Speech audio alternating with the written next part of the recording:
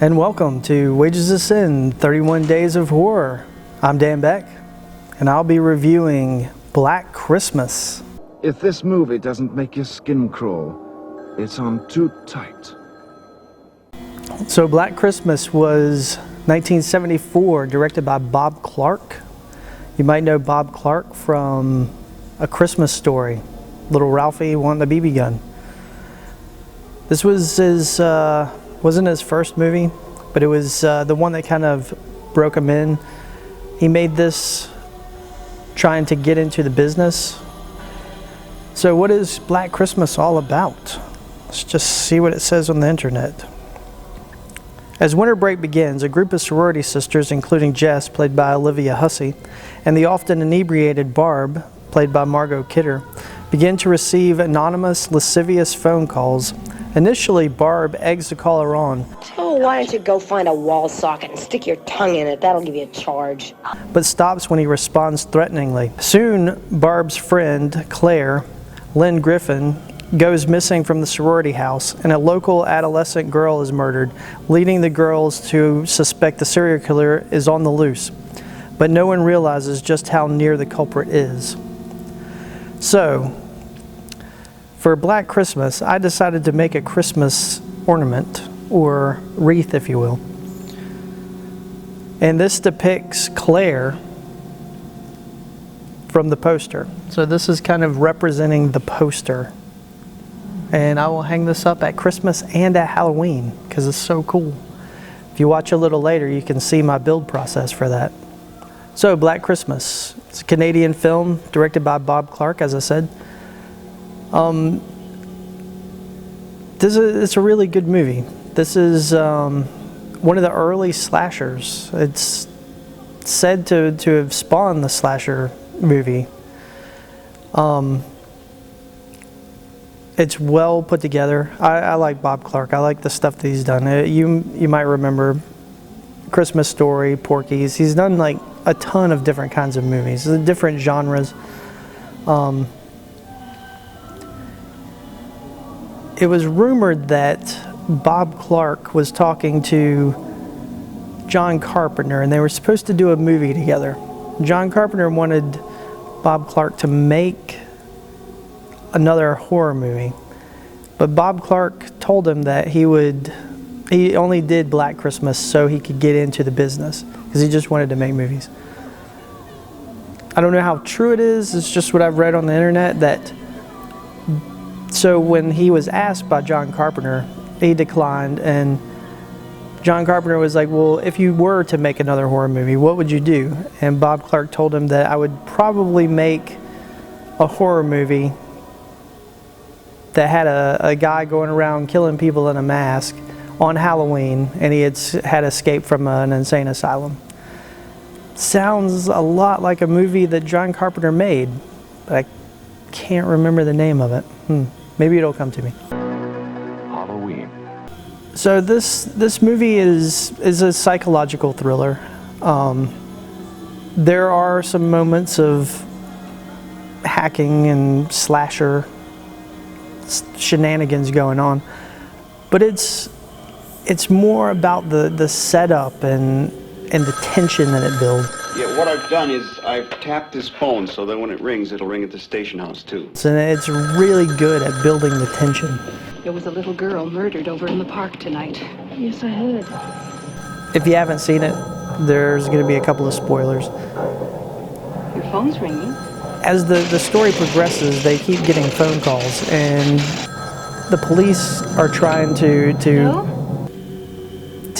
track down where this call is coming from. And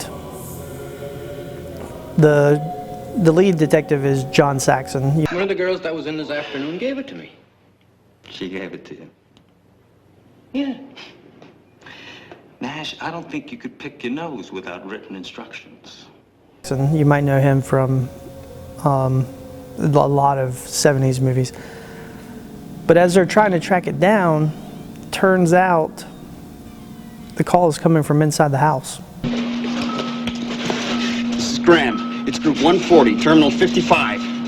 Which is a lot like some other slasher movies that have come after it. which is that's pretty scary stuff.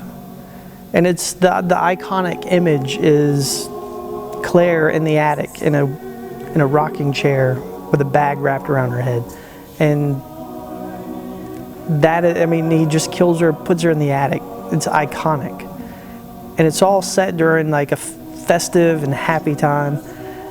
And this kind of, I think, spawned a lot of the other holiday tradition movies: New Year's Day, Halloween, even Thanksgiving.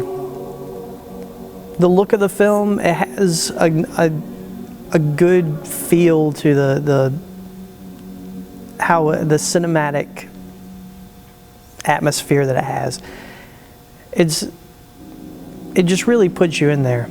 It's very 70s. It was 74, so it has that feel. The wardrobes, a lot of stuff is pretty 70s, and because it's a more of a psychological thriller, you're not going to get a lot of just like blood and gore and all of that stuff, because it was made more for all that psychological play and just building the tension. And you're not going to get just like torture porn in this, like a lot of them have become. And I think that's what makes this good, because it might have spawned a lot of those, but it doesn't pander to just that. Hey, Billy. Agnes, don't you tell what we did, Agnes.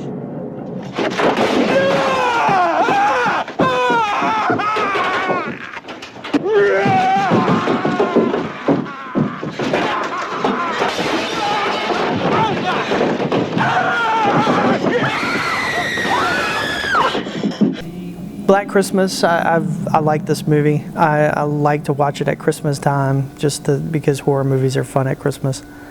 And if you haven't watched this movie, I would really suggest checking it out. It has a nice little twist at the end. Maybe you can figure it out. But all in all, it's a solid effort, and Bob Clark's done a lot of good movies. He was just a really good director, and I wish he would have been able to make more movies. Unfortunately, he didn't. So if I had to rate this movie, I'm going to give it 4 Claires. So this has been Black Christmas, 31 Days of Horror from Wages of Sin. Check back with us tomorrow for another review. And don't forget to like and subscribe. Check out our Facebook page, Instagram, Twitter. I just don't know, Mr. Harrison. Her clothes are all packed and ready to go. I'll bet you'll find her over at the common room. They're having a party there today for underprivileged children.